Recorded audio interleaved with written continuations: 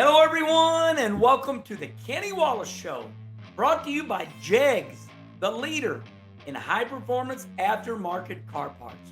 Remember to go to jegs.com for anything you want for your vehicle.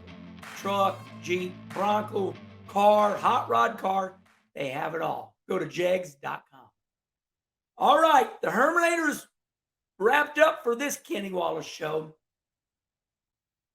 What has happened to NASCAR? Who's running their social media team? Who is running their commercials? I want to know because they're not doing a very good job. Now, I want to do what I do sometimes. I want to throw a disclaimer out here. And the disclaimer means, hey, here's what happened, and I want to comment on it. This one's pretty big. The Herminator, me, I called NASCAR President Steve Phelps because I was so bent out of shape over this one. And Steve Phelps called me back, and we had a wonderful conversation. It was fantastic. I'm not going to tell you the details, but when we got done, Steve Phelps heard me. And I will share this with you. He said, Kenny, I really appreciate you calling because it took a lot of nerve for you to call me. And I agree. You just don't call the president and him call you back. And you better have everything in line ready to go because a president of any company, they don't want to hear all this. So I told Steve my feelings. I told him what I needed to have done to fix it, make it right. Because listen, the Herminator's not bragging, but I do remind you every month I'm a leader. This is the second time. Well, I told you in March, January, February, March. I told you in March I was a leader. I'm going to tell you again in April. I'm a leader. Okay, so when we do these deals, I don't complain. So, all right, that's the disclaimer, right? Herman told you how great he is. And no, it's not like that. I wanted to make you, I use this word privy, means I want you to know about where I'm at in the conversation. So it's the 75th anniversary of NASCAR. And listen, we heard it all. They're going to celebrate 75 years. Well, they're not starting out on a good foot. They forgot their past. What has happened with the NASCAR Hall of Fame and NASCAR is they're jumping over their golden era. All right, they're jumping over and they're going to people right away and saying, "Hey, we're celebrating the past." And here they showed Jimmy Johnson. Jimmy, I like Jimmy, but I'm gonna say something a little negative. I like Jimmy, and when Jimmy sees this, call me Jimmy because I love you. It's not really about you. Jimmy left the sport of NASCAR because he was burnt out on it. Went to NASCAR IndyCar. And then went, you know what? IndyCar's not for me. I'm going to go back to NASCAR. And so what do? They celebrate him leaving them and coming back. Here's what they will do because I call them and we're going to see it happen. We need to celebrate their best years right now coming out of the gates. We don't start 2003 lame and build up. We start 2003, a ball of fire. Let's go. So what years do we celebrate? People have been telling me that Herman, I would go back a little more. I said 1988, 2006. They said, Herman, I'd go back to 1985. Bill Elliott, the pass in the grass on Dale Earnhardt Sr. So look, I'll say okay, because I agree with that. NASCAR right now is getting it wrong. They need to start celebrating 1985 to 2006. Who are those drivers? Dale Earnhardt Sr., Terry Labonte, Rusty Wallace, Sterling Marlin, Kenny Schrader, Ernie Irvin, Davey Allison. You see my point? This was NASCAR at its highest point. These kids that are working in the NASCAR offices, call me right now. Okay, because I called your president and we had a great talk. I'm the real deal. You know, people say to my family, is your husband, is your dad, Kenny Wallace, is he really the same in real as he is on those videos? I am. You have forgot your golden era. You're mixing in Jimmy Johnson and you know, you're showing snippets of, you know, Kyle Larson here and there. I get it. But those are not your people.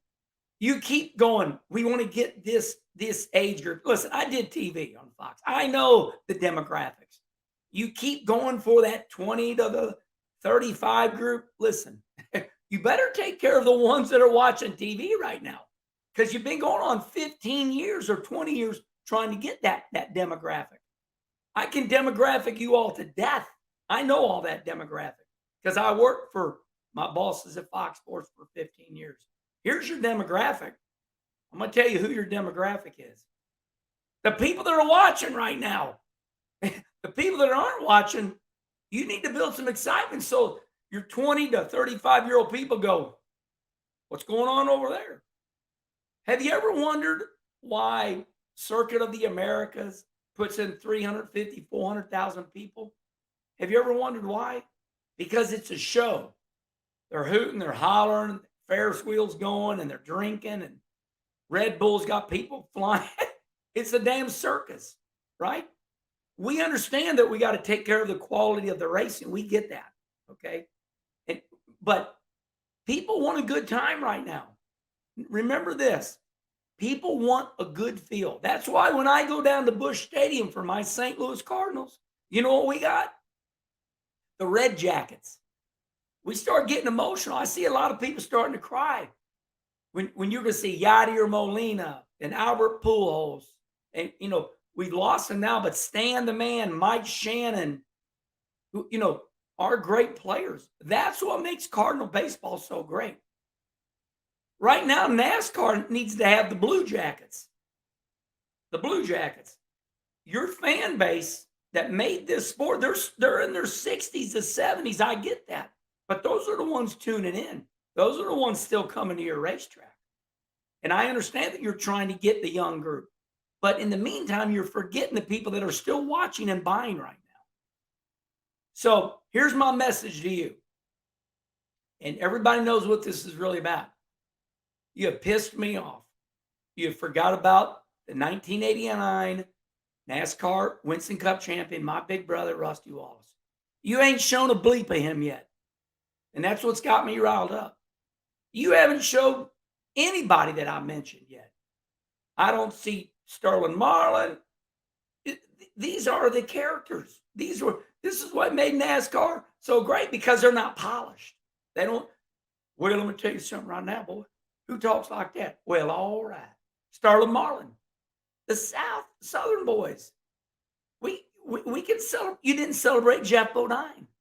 You know, we go up to New York, and I understand everybody wanting to be all equal. I get all that. Well, we can be equal. You know, let's throw the Bodines in. Let's get Sterling and Darrell.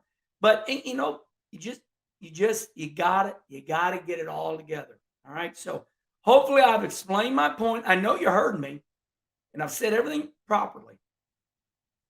Celebrate your golden era, 1985 to 2006. If you need me to come down to Daytona and sit down with you, I'll do it.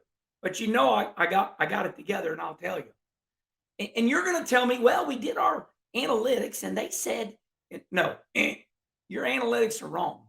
That's why at every racetrack right now, we know that NASCAR is going to monitor footsteps. Where are the people going to? I get all that. All right, then. Woo! Herminator all jacked up. We're going to bring back that show real soon. Actually, we got a big announcement on Sunday night before that dirt race at Bristol. Well, if you've made it this far, I'm proud you made it this far, because I had a lot to say today. Woo! All right, I got needles sticking out of me. I was so jacked up right there. Herminator's been doing a lot of serious shows lately. What's that all about? My face has been like this far too long. Let's get it like this. All right, everybody, like I say at the end of every video here lately, you can hear us really good now. Charlie Marlowe has me a nice computer. We got great sound. So that means we are in podcast form now. You can listen to us, iTunes, Spotify. We got it all. All right, until next time.